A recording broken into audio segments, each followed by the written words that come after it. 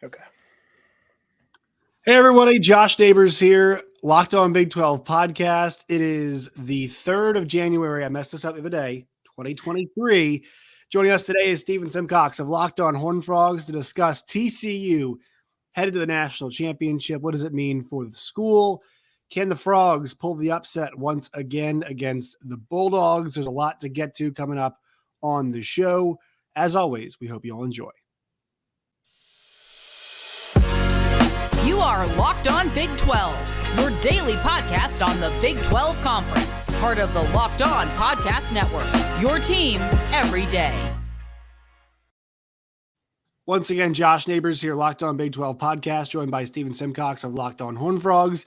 Make sure you guys subscribe to both Locked On Big 12 and Locked On Horned Frogs, wherever y'all get your podcasts, and on YouTube as well. You guys can find me on Twitter at LOBig12. Find me personally at Josh Neighbors _. You guys can find Stephen at Stephen Simcox or at Simcox Stephen on Twitter. And then the show is at Locked On TCU, I believe, right? That's correct. Yes. Finally got that one correct. All right, Stephen, you and I talked last week. Now we were talking your Frogs. You're an alma mater, you're an alum, excuse me, Right, at TCU. Yeah. You cover the team, sure, whatever. But like, as an alum, how does this feel? Just give me the TCU alum side of this equation. It's pretty surreal. It's not like they haven't been close. I mean, in the BCS era, they knocked on the door a few times. They were undefeated that Rose Bowl season, beat Wisconsin. Were just on the outside looking in. In 2014 and 2015, they had some teams that seemed like they were capable of doing this. But the timing is just insane. I mean, they were 5-7 last year. When I've been on the show the last few seasons, we've sort of been discussing like, okay, is this the end of the Patterson era? Where do they go from here? Is this sort of where we see a possible downturn for the program? And so the fact that they've just revamped this whole thing and gotten really close to the mountaintop in year one is pretty amazing. I mean, I don't know how I'll feel on Monday. I'm already pretty nervous about it. I've digested more content than I typically do when we've only been, 2 or 3 days from the game. We got 6 days till game time as we record this. So it's a huge deal. I mean, TCU is a school that I jokingly said this, I think, when they made the playoff. They don't necessarily want to be the Ivy League. And what I mean by that is like they just want to be good at athletics. They're committed to it. The student population, the fan base, they care about these things. They're invested. And so it's a huge deal. It's a big deal to a group of people that often feels like they're kind of overlooked within the landscape of college football and college sports. And I mean, when they held on and, hearing the no targeting call on after the review was one of the better things in TCU history, because it meant that this team was headed to the national title game, which is a place that I think even some of the most optimistic TCU fans weren't sure if it was possible to get there.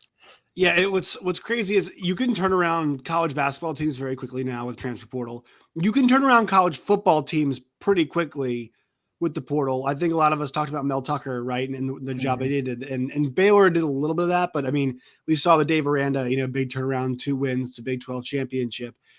This one was different because it was 5-7 legendary coach gone. Right. New coach comes in who's like, it's not like Sonny Dykes has this unbelievable winning pedigree, right? It's not like this is, this is some consummate winner, all the time. Like the Cal thing didn't go very well. And I think there's a lot of reasons for that, but he comes in and takes over generally the same roster. I know. And we talk about, at safety and linebacker, two obviously really important players for TCU are both transfers, but this being generally the same group that had that disappointing 5-7, whose best player last year is on Ole Miss now and is now head of the NFL, and Zach Evans, and was very mercurial, didn't play sometimes, did play, injuries and not injured, whatever. And now they're here. It's not Cinderella. It's not really what it is. It's No. just very particular, I guess. We say the word unique too much, but this is a very specific circumstance of really all of these things coming together. And I think why I focus on the coaching and whatnot, like this group really, really had to buy in for this to be possible. And it's so difficult to do when you have a new coach coming in. And, a lot of these guys, like, I don't think Sonny Dykes and company cannot have been the only ones who could have seen some levels of potential from these guys, right? I mean, if some of these guys hit the portal, like they could have gone some pretty good places, but many of them did not. I think part of that was they had a chance to play at TCU for sure, right? Because there wasn't a massive turnover with the portal and whatnot and recruiting, and also buy-in. And so I think that's, to me, is like really where it starts, is like Sonny Dykes nailed these coaching hires, and the coaches nailed the message to the players. They did, and it's a really good point you make, because I remember in the offseason, so yeah, Zach Evans hits the portal almost immediately.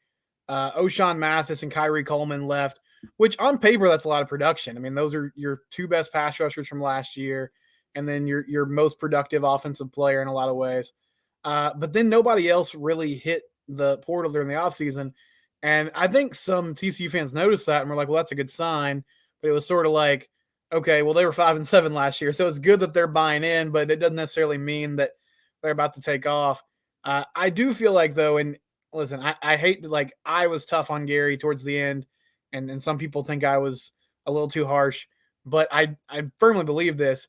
I think for a lot of those guys, and it's not all his fault, but it just wasn't really fun. Like the football experience was not fun anymore. And so Dykes coming in, coaching personalities, it's always kind of really comes down to whether you win or lose. But I just feel like he and the staff were such a 180 from the previous regime and how they let the players be themselves. And it was a lot more relaxed and laid back. And so it really was kind of a breath of fresh air, and a lot of guys bought in. And along with that, there was some more discipline that got brought in. Like they talked about, fine-tuning these nutrition plans and revamping the strength and conditioning program and getting them in an off-season program that's going to be more productive and better about injury prevention and those kind of things. So there was all that coinciding. And yeah, it's funny, like Ari Wasserman, who covers football for The Athletic, and I know Bud Elliott talks about this too. Like there's always this discussion about blue chips and can you compete? And so it's kind of being challenged right now with TCU, because based on the talent composite, I think they're ranked 32nd in the country. Right.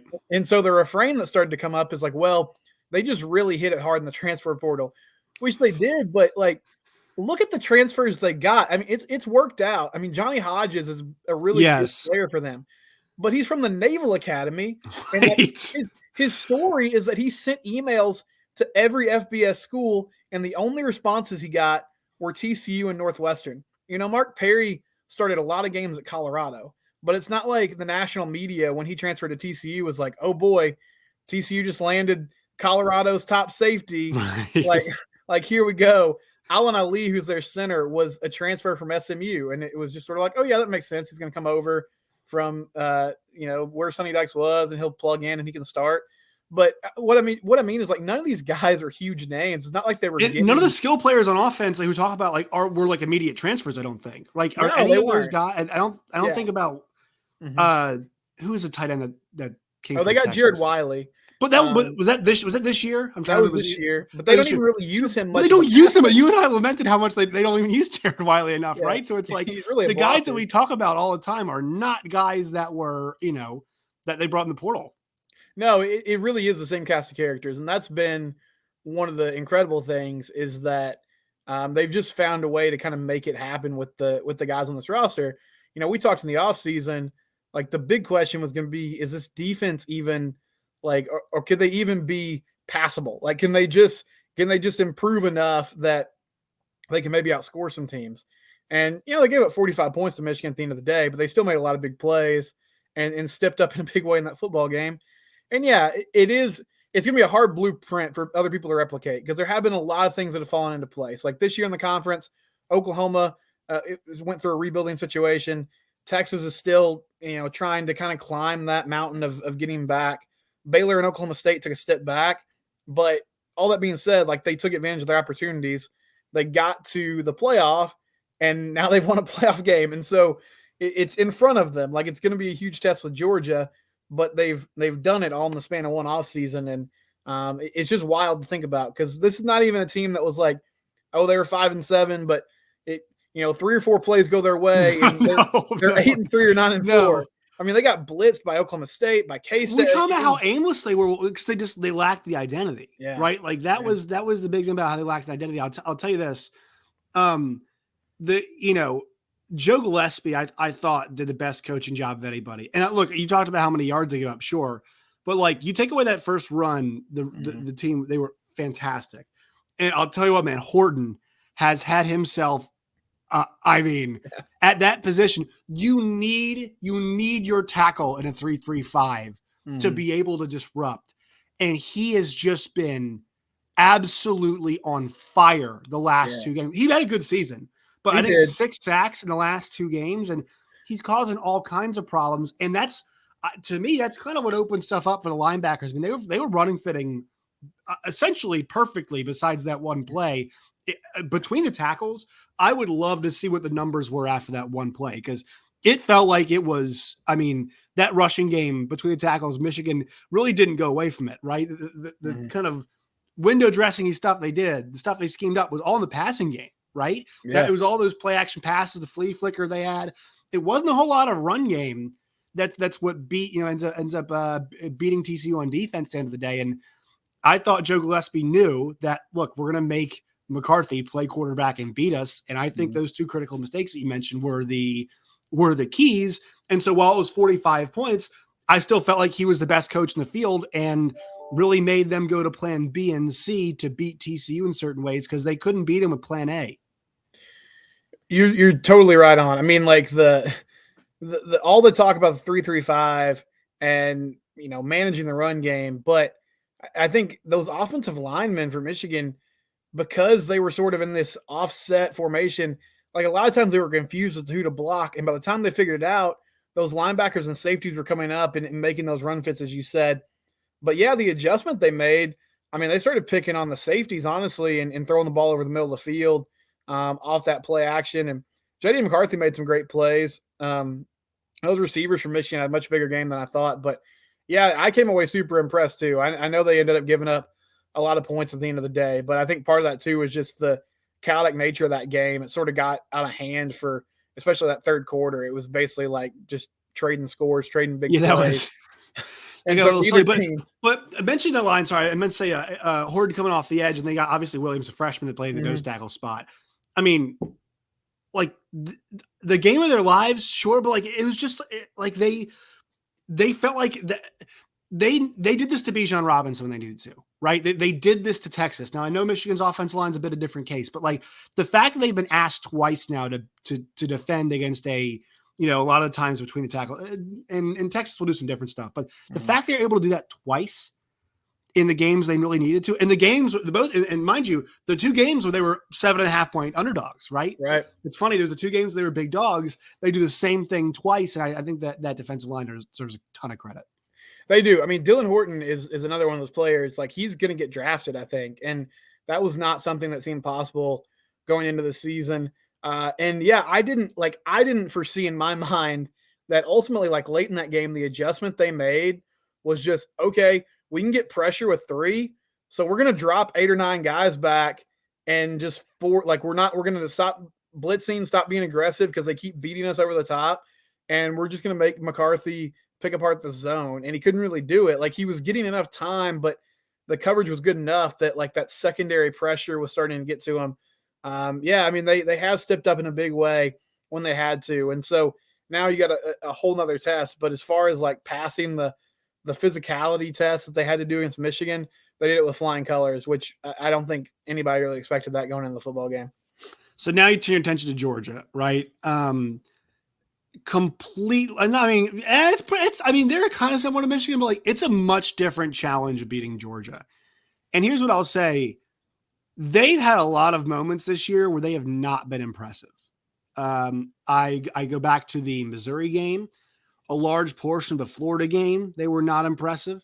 A large swath of that Kentucky game on offense, they were not impressive. But then you think about whenever and then obviously we go back to that there is a long time in the Ohio State game, they were not impressive, and reasons we'll discuss here in a second. But they are much like TCU. Whenever it is asked of them to come up big, Tennessee, they were like this. We put our foot down. This is still the East still runs through Athens, Georgia. LSU game, they were tested there for a little bit. It got a little close, and they just absolutely beat the hell out of them at the end of that game, right? And then they needed the rally, and they got the rally. And, whether it be, Kirby Smart calling that timeout before the fake punt, whether it be Stetson Bennett coming up big and all, all those things, a missed kick, and then the run play at the end that Ryan Day calls that people debated, whether it was the right call or not. I mean, this is a team much like TCU that is finding a way, or knowing when they have to, get down to brass tacks is their specialty. And I think that's kind of the scary part for TCU. Like this, that's the thing, is Georgia is just as good at responding as TCU has been this year. They are. And I think the other aspect of it is, I don't really know what's going on with Harbaugh right now. I know there's the NFL rumors out there too, but that Michigan team, they just looked like they weren't expecting a dog fight. They were horribly prepared. That was horrible. They were horribly prepared for a game they had a month to prepare for. They were. And Kirby is he's like Nick Saban. He's obsessive about the details. They're coming off a slow start against Ohio State, so I don't expect that to be the case. The couple of things that interest me about this, one is this Georgia defense. Like on paper, I think they match up pretty well because they can rush the passer. They got Ringo on the back end who should match up with Quentin Johnston fairly well.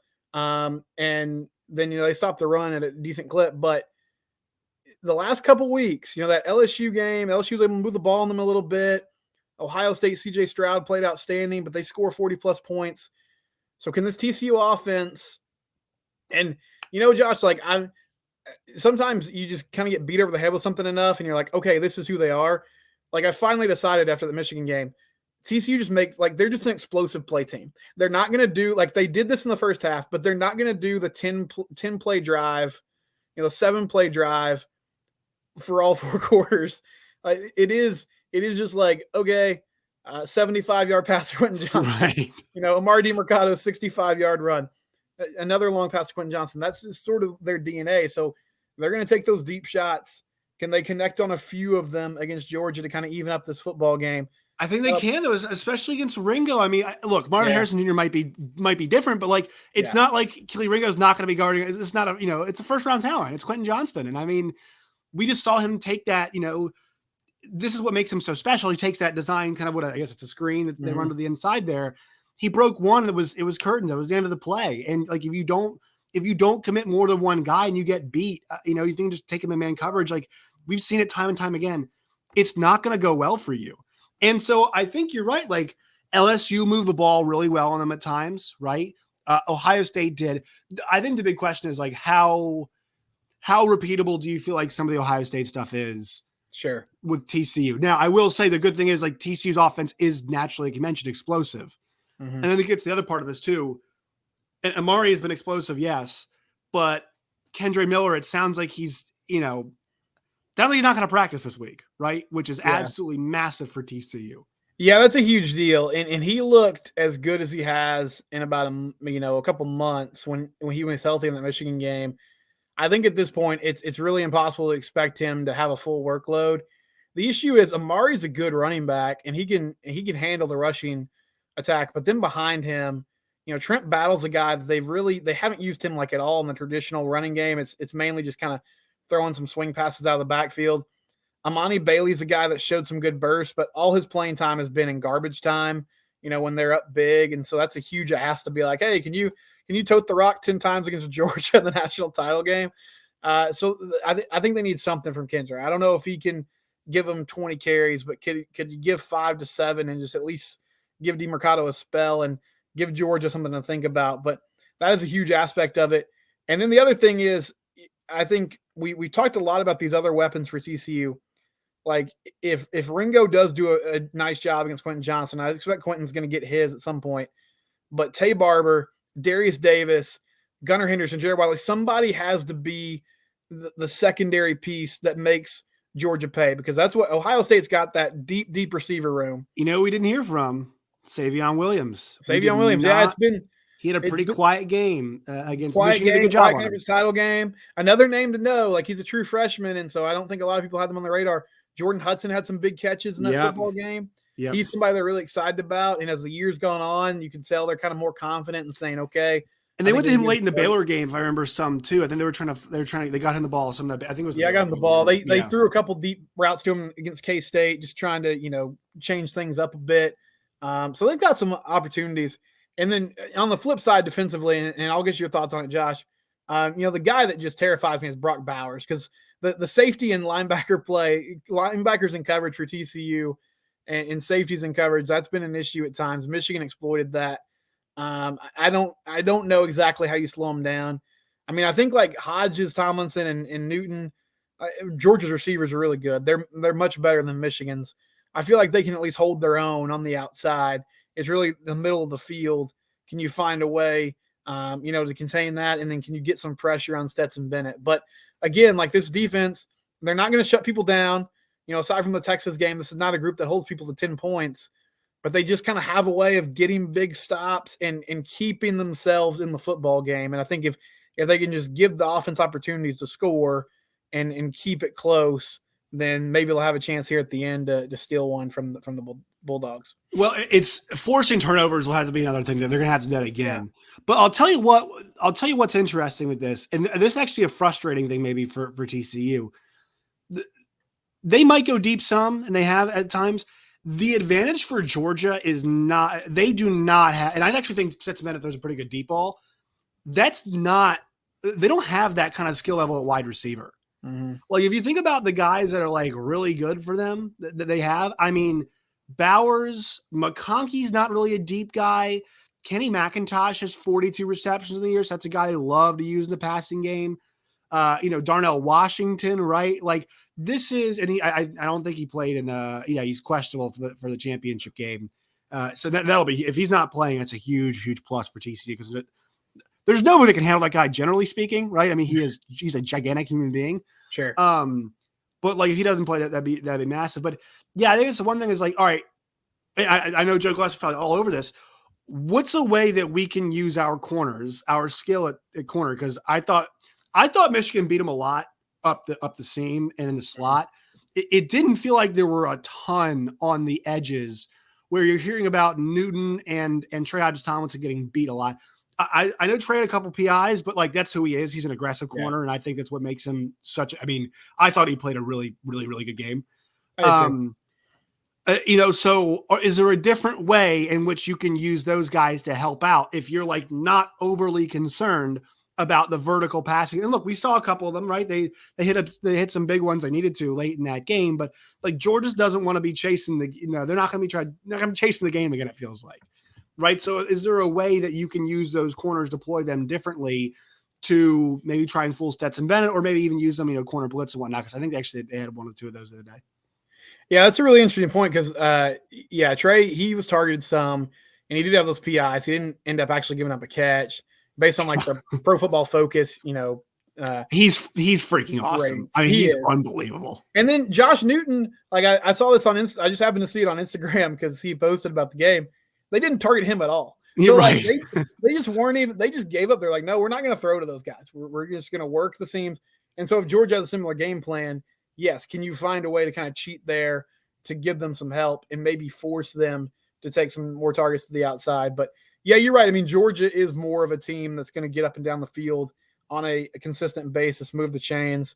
And so can you find a way to get this pass rush going? And then, the other thing that surprised me about the Michigan game, the Wolverines started blitzing and Max helped the O-line out a little bit because he's really good at kind of drifting away.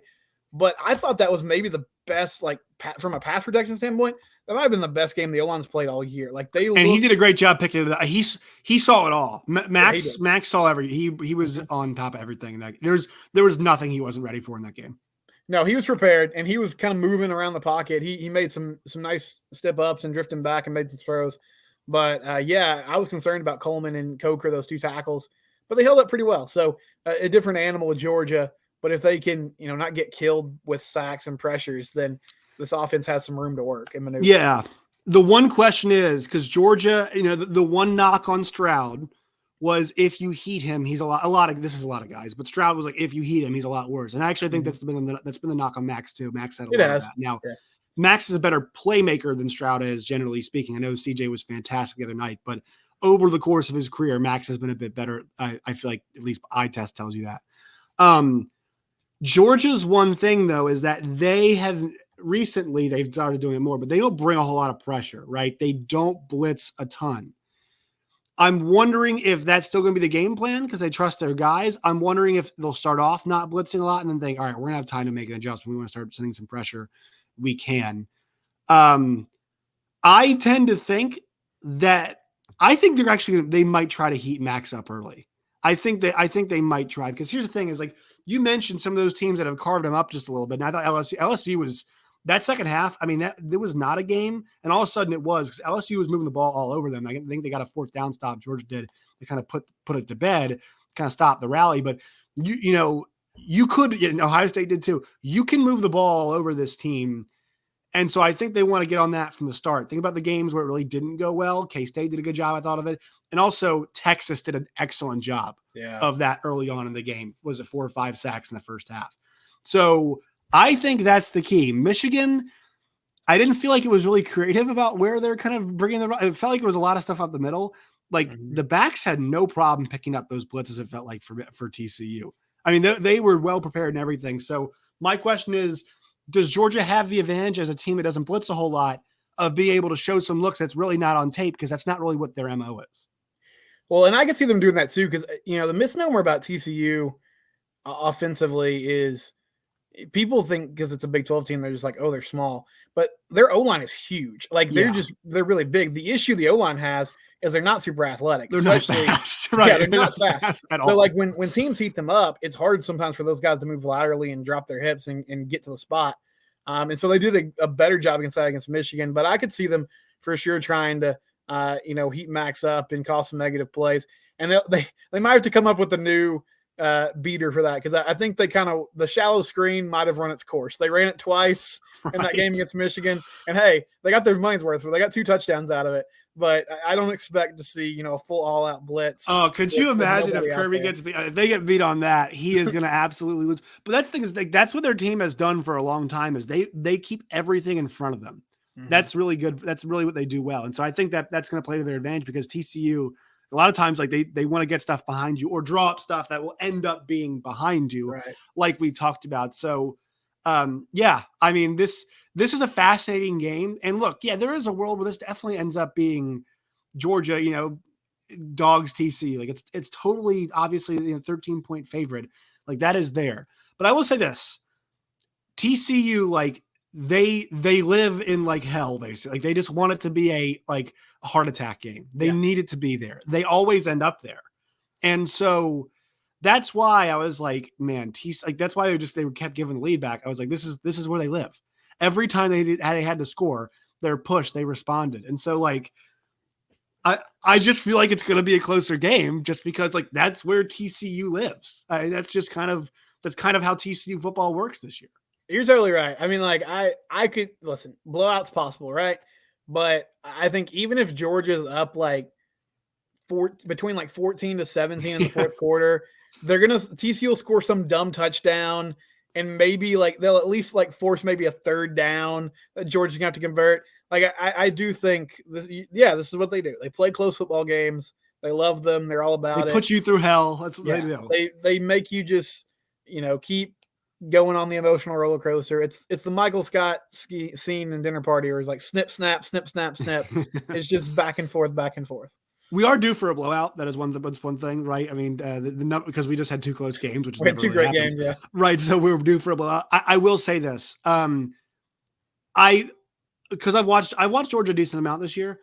They can be beat. They are an excellent team, and I think the resolve of this group is actually a little bit better than last year's was. I think they've showed that a whole bunch. Like, whenever Stetson sucks, they always overcome it. He also always usually plays really well in the second half of those games. So I think we're all leaning Georgia. But can TCU win this game? Yes. I mean, they could definitely win this game. And that's because this year, I really don't think, like, I don't think that the teams this year are as good as the teams last year were. I think with Michigan's pass rush you'd probably say they're better last year than this year. I think Georgia's team, obviously, from an overall perspective, was better last year because of that defense. Alabama had a few more weapons, last year that we were talking about, and whatnot. And so I think that the top teams are a bit down compared to last year, which I think gives TCU a pretty clear shot. They can definitely win this game. Like, there's no doubt in my mind. I would not be shocked if TCU I'd be shocked as a season as a whole. Yes, it'd be a shocking result, but like we're here and we put it down to one game. I would not be shocked. Would you agree with that? No, I wouldn't be. I mean, I wouldn't be floored at this point. I'm kind of done not believing in them. Like I've been waiting for the shoe to drop all year long. Sure, maybe it does on Monday night. I don't think anybody would be like surprised or super disappointed if it did. But hey, they've answered the bell every time. And Josh, this is the grittiest QB battle we've had in a while? Oh my Stetson God. Bennett and Max Duggan. These two guys, I mean, like you want to talk about like not like we're not Get Up is not going to be talking about them for the 3 months that Get Up does their draft coverage. It beats me over the head. It's not going to be like Stetson Bennett. Where is he going? Right. We're going to be talking about like 6 and 6, 7 and 5 Will Levis. Yeah. And being like, where's the big white guy with a good arm going to go? They're not going to say, where's Max Duggan going to go? Where's Stetson Bennett going to go? But it's pretty ridiculous thing about this, Stetson Bennett with a chance to win a second national championship. Sure. And it'll be like, will he get drafted? Right? Like that's going to be the conversation around him. But yeah, I mean, this is about as gutsy and gritty as it can get between two quarterbacks in a national championship game, nonetheless. Right? It is. I think there's a writer for Texas football. His name's Ishmael Johnson. He had a really funny tweet. He said, we're going to have a moxie off in the national title game between these two QBs on Monday. The adjectives that the broadcasters and people are like, right. These guys are just gritty, gutsy. The lunch pail championship. It's going to be a whole lot of those buzz white guy words that you hear a lot of the time, which are like always just hilarious whenever you hear them. All right, Stephen, where can people find you in your work and talk about, all the coverage you're going to have this week? At Simcox Stephen is the Twitter handle. At Locked On TCU is the show handle on Twitter. And then subscribe to YouTube. We're getting close to 500 subscribers, so we'd love to get to that before the national title game. Josh, I think you got to 3K, right? Before 2023? All right. 3K, yeah. But still subscribe to Locked On Big 12. I appreciate you. Now, and you and I have had got to have a lot of conversations recently, which is actually the nice part of this TCU run, right? We've been able to keep having them. I'm sure we'll have one next week as well. But yeah, make sure you guys follow Stephen. Make sure you guys follow me at @JoshNeighbors_. You guys can find the show at LO Big 12. You guys can find the podcast, both podcasts, wherever you get your podcasts, and please subscribe. Stephen, go Frogs. I'll talk to you next week. Let's hope we get the Big 12 and TCU in a national championship. Sounds great.